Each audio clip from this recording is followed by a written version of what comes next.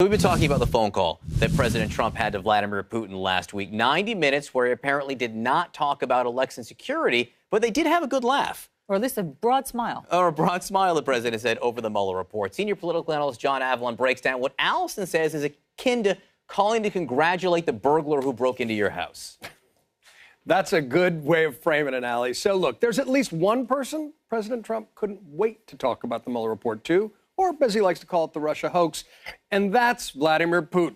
Yes, the bromance seems to be back on after Trump initiated a call to Putin on Friday, and the two leaders talked for more than an hour, including about Mueller. He actually sort of smiled when he said something to the effect that it started off as a mountain and it ended up being a mouse, but he knew that because he knew there was no collusion whatsoever. And when asked whether they discussed Russia's attempts to interfere with America's elections going forward, Trump said this. We didn't discuss that. Really, we didn't discuss it. Now, that's odd because Russia's election interference is a matter of consensus with everyone except apparently the president. Remember, the Mueller report found that, quote, the Russian government interfered in the 2016 presidential election in sweeping and systematic fashion. This remains a clear and present danger to America's national security, but don't take my word for it. Here's Trump's own FBI director, Chris Wray. That is not just an election cycle threat. It's pretty much a 365 days a year threat.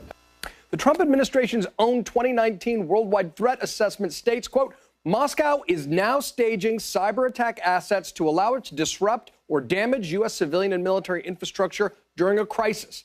And their toolkit may include spreading disinformation, conducting hack and leak operations, manipulating data in a more targeted fashion to influence U.S. policy, actions, and elections. Sound familiar? Finally, here's Secretary of State Mike Pompeo. I don't think there's been a discussion between a senior U.S. official and Russians in this administration where we have not raised this issue about our concern about Russia's interference in our elections. Except apparently when that most senior U.S. official is the President of the United States. Instead, after talking with Putin, Trump fired off this tweet, praising the, quote, potential for a good/great relationship with Russia, despite what you read and see. It's almost as if the president doesn't want to deal with Russia's attempts to influence our elections, past or present. Actually, that's exactly what's occurring, according to reporting by the New York Times. Now, Sarah Sanders attempted some cleanup on aisle Trump. What I can tell you is that this administration, unlike the previous one, takes election meddling seriously. Okay, it's worth remembering that Obama did warn Putin personally, and the intelligence community issued a report before the election about Russian meddling. It was a big issue in the closing months of the campaign, hotly denied by candidate Trump. But according to Joe Biden, Senate Majority Leader Mitch McConnell balked at a bipartisan statement condemning Russian interference. McConnell's office denies this. But all of that's ancient history. What's troubling now is that by all responsible accounts, Russia is ramping up its attempts to interfere in America's upcoming elections. Someone should tell the president, or ask him why he doesn't seem to care.